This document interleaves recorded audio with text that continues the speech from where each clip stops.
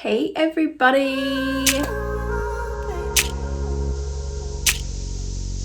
So today we're going to talk about meditation, and I'm bringing this video to you from my meditation room. It's a pretty magical room. I really love it. But you can meditate on your bed, you can meditate on a cushion in a corner of a room, you can dedicate as your sacred little space, and the effects are still going to be as wonderful wherever you do it. So today I want to talk about the benefits of meditating with PCOS or with any kind of reproductive issue or friggin' anything, like any problem in your life, you can meditate on it. So I've not prepared anything for this video, just me. I've not even dried my hair. This is how far we've got today. So meditation, what is it? Is it just for hippies? Is it just for like Tibetans out in the Himalayan mountains? Or is it for absolutely everyone? I believe it's for absolutely everyone. It has benefited me so much, like I can't even tell you. If you are new to your PCOS journey or your healing journey in general, my belief is that it splits in two. So you've got the emotional, energetic side of healing, and then you've got the physical, biological, what we're putting in our bodies side of healing. So meditation ticks so many of the boxes in terms of the energetic and emotional side of things, and I really think it's a tool that everyone should actually utilize in their life. Like, I really wish it was on the school curriculum, because the world would definitely be a brighter place if this was something that was actually taught from day one. You know, how to get in self-healing mode, how to, you know, heal from trauma, deal with our emotions, deal with any hurdles that life throws at us, because there's going to be hurdles. There always is, of course. It doesn't matter what walk of life you come from. There's going to be something in your life, whether that's a loss or a health issue, or you get the picture. There's always going to be something that we need support with, I guess. And, you know, not all of us are lucky enough to be in a support circle, a situation where we have a lot of help at hand. And even if we have the best support in the world, sometimes it just doesn't cut it, because the best healing and the most profound wisdom and information and knowledge and absolutely anything comes from within. You know, we are all such unique creatures, and therefore what's best for us is unique to us as well. So getting it from in there and, you know, going in and looking within as often as you possibly can is probably the best decision you can make for your healing journey. Like, no joke. If you've been following my channel a while, you'll have seen that I've actually made a few little meditations on here already. I really love making them. I get such beautiful feedback from them. So any of you that love my meditations, thank you so much. Honestly, knowing that you're having similar effects as what I've had by doing these meditations myself is just the most incredible thing ever, and I just absolutely love to hear it. So please keep commenting and reaching out and all of that stuff. I absolutely adore to hear how you get on with my meditations. So the meditations I make are basically what I felt like I was missing at the start of my PCOS journey. I didn't see anyone kind of really targeting the things that were the biggest issues in my life at the time. So obviously going through hair loss, going through hormonal acne, going through all of the hurdles that PCOS brings to our lives. So I started to make my own really specific words, really specific things, because of course repetition of words makes such an impact on our minds, on our emotions, hence why a lot of us get stuck in really negative patterns, because we're stuck in that repetition. Like, if we've literally told ourselves every day that your skin's disgusting or hair is horrible or you hate your life for whatever reason, then that is just getting instilled, and it's really hard to kick it. Similarly, as if you've been bullied or abused by someone or anything like that, you know, these negative things, even if someone's just said something once that really hurt and it's stuck with you, meaning it's stuck in your mind and it's been repeated. So we know from these examples that we can really get stuck into a program in terms of what words can actually do for us and to us. So being able to actually switch that up and replace these negative words with words that are actually going to get us moving forward on our healing journey, words of encouragement, words of empowerment is the biggest thing, is remembering that we are so powerful, and this healing journey it's going to get us to a beautiful, beautiful place. And healing's going to look different for everyone. You know, you're going to know more than anyone else exactly what your ideal circumstances are, and that's a place where you can visit regularly with meditation. You know, you can literally have your life just looking nothing like how you actually want it, and by utilizing meditation you can actually visit these places, these dreams, these desires of yours. You can go there every day, or if you want to. If you want to create a safe space, you can go there, because there's always a safe space within us.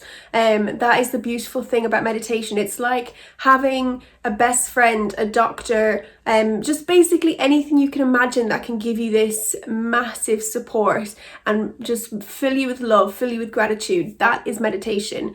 It's really just about getting really good at life. You know, meditation literally makes life so much better. Like, if I don't do it, because I used to really see it as a chore. It was like, oh, have to take off my meditation for the day. I think that was probably just because maybe I hadn't done it enough. That's probably quite common with a lot of people. But over time, it's like, no, I need to do my meditation. And it just becomes this beautiful part of the day. And you really notice if you kind of, I don't know, wake up too late and you're out of your routine for some reason, and if you don't do something like meditation and yoga, which is kind of a physical form of meditation. I'll speak on that at another time. But if you don't do it, you can really feel quite like, yeah, like just out of sorts. I was speaking the other day, I think it was to my mom, and I was basically saying how, like, you know, you can figure something out one day, you can have it all sorted out, you're like,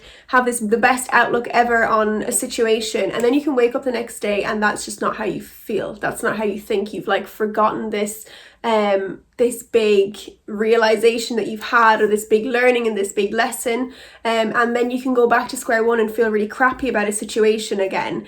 And that is really normal, and it's really normal with PCOS and healing of any sorts. You know, healing is not linear. You've probably heard that before. It's very much up and down, and we go through phases and cycles just like nature. Like, literally, like women, humans are great, but the more you learn about women and yourself, because this is something that is not taught to us, like even just the menstrual cycle is so incredible. Like, it literally is so incredible. We literally experience 4 seasons in a month. You know, you've got your fertile springtime ovulation, and then you've got your autumn, your fall shedding of your period. Like, it's just, and it's the same time. It's, you know, it's crazy. And of course as well, we share the same phases as the moon, which is just so magical. Like, we are just such magical beings, and when we actually tap into that, a whole new world. But just remembering that we are cyclical beings, we have cycles, we have phases. We're never gonna wake up in the same mood every single day. Like, it just doesn't happen. I mean, it definitely doesn't happen for me. If it doesn't happen for you too, let me know. Maybe there are some people out there that just spring out of bed and every single day is just run so smoothly. You just feel, yeah, perfect. I'm not like that. I actually need to prep myself. I need to have a routine, and I've got quite a flexible routine. I used to be very like structured, like I had to do everything at a certain time, but now I'm very much go with the flow. But I still need to do my practice. I still need to do these certain things for me to feel great. And it's not like a case of ticking things off. It's a case of, how can I make myself thrive in these situation, in this current circumstance? And what I find is meditation is one of these things that you can slot in no matter what, and it will change and it will vary depending on what you need it for. You know, I have different meditations all the time depending on what I need that day, you know, and you'll know yourself what is the biggest kind of problem you're facing that day. Well, that's what you can meditate on, you know, whether it's something to do with your health, your physical body, whether it's some kind of issue in the family, or any kind of stress, or absolutely anything. You will know yourself. You can meditate on it that day. The video I posted recently, which was a womb healing meditation, if you've not seen it, I'll link it below, doing a womb healing meditation, it was honestly one of the most profound moments in my whole healing journey, like discovering actually that there is so much stagnant energy and that we hold so much pain, so much trauma, so much kind of just old energy in there in our womb, and we carry it around with us. And you know, especially if you're not ovulating or if you've not got your period, then there is literally a lack of flow of energy, of life force running through you. So really being able to work on that and activate your womb space again. And by your womb, I don't mean just your womb. Obviously there's your ovaries, and of course you can you still have a womb space even without having a womb, you know, even if you've had a hysterectomy or, you know, any of that stuff. It is basically your lower abdominal area, and it is an energy center. It's also referred to as a sacral chakra. It is basically just a really powerful place in our bodies that we really often neglect because we're not taught to pay any attention to it. We're not taught to, oh, if we've got some kind of reproductive issue, to actually address the womb space. We're just not told to do that. So when I first delved into doing some womb healing meditations, honestly, it was incredible. I hadn't got my period for, when was it? I think at this point that I'm talking about, it might have been like a year and a half that I had no period whatsoever, like not even a sign. And the first time I'd done a proper womb healing meditation, which I go through in my self-healing empowerment PCOS life mastery course, which I'll link down below, I actually had like some spotting. It didn't end up being a period, but I was like, something's happening down there that hasn't happened in a really long time. It was like basically something was going on, and I just felt like there was like life in me, if you know what I mean.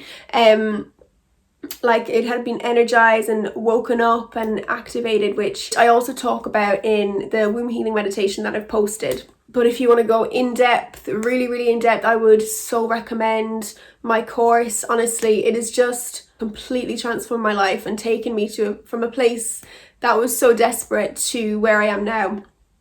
So I'm so grateful I can actually share that, and I'm so excited to hear about everyone's transformations. Of course, it's a pretty new course at the moment, so can't wait. So it didn't take me long at all to get my period back from doing these meditations.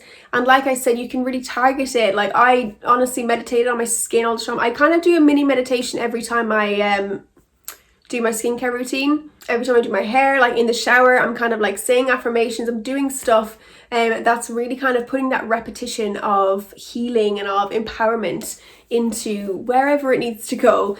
I also done a lot of womb healing when I had a scare on my cervix. So I had like precancerous cells on there, and honestly I just went absolutely hardcore, like anti-cancer lifestyle. I know there's a lot of like, oh, you can't cure cancer with food, but I basically threw everything I could at it because I didn't want to wait to hear bad news, if you know what I mean. Because I was like, I've had enough of that, especially with my reproductive organs. Like I've had so many PCOS. I was born with a heart-shaped womb. I then had issues with my cervix following a smear test. Yeah, it's not been fun. I kind of had this thing of like, right, I'm used to there being like bad news in the doctors, so I'm gonna basically overtake it all and do everything I absolutely can. Like I kind of treated it as if I had the worst news that I didn't want. I kind of got ahead of it, if you know what I mean. And lo and behold, I went back and it was completely clear. Cells were completely normal, and yeah, meditation was a big part of that. Diet was a huge part of that as well. But meditation and really just putting so much love into that womb area was just really important. I kind of like had a little like, because the doctor that did it, she was quite harsh and strange actually, but the nurse was really kind of like bubbly and chatty. So I was like trying to chat with them. I was like, oh yeah, I went on like a, what did I call it? Like an anti-cancer diet or something like that. I don't know. I kind of like put it in words that I thought they might understand. You know, basically I ate alkaline, all of this jazz. And they literally looked at me like I had four heads. They were like, no, like food wouldn't do that. Like, but yeah, you know, each to their own. That's obviously what they're taught. We've all got our own individual responsibility, and how far we're willing to go is how far we're willing to go. And so what some people might not understand, that's okay. If you understand it and it makes sense to you and you're feeling like it's going to get you somewhere and then eventually it does, then yippee. I mean, if you go to your doctor and say, I'm going to like meditate on my ovarian cysts, they'll be like, girl, you need something else. But yeah, don't worry about it. People don't understand what they don't know about. So they might think you're crazy, but it's okay because it's got me so far. Meditation is like, I think it's become a bit more mainstream these days.